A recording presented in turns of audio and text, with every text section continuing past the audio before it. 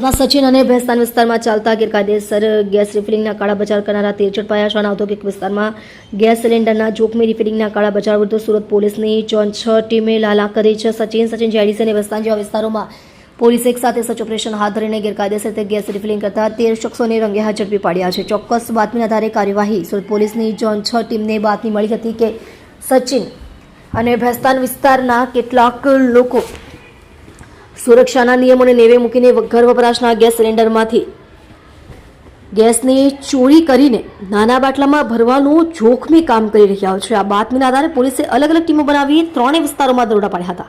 જપ્ત કરાયેલ મુદ્દામાલ આ સઘન ચેકિંગ દરમિયાન પોલીસે સ્થળ પરથી નાના મોટા કુલ 21 ગેસના બાટલા, 13 ગેસ રિફિલિંગ મશીન અને 13 ઇલેક્ટ્રોનિક વજન કાંટા જપ્ત કર્યા છે. પોલીસે કુલ 86,060ની કિંમતનો મુદ્દામાલ કબજે કરી તમામ 13 આરોપીઓ વિરુદ્ધ કાયદેસરની કાર્યવાહી હાથ ધરી છે.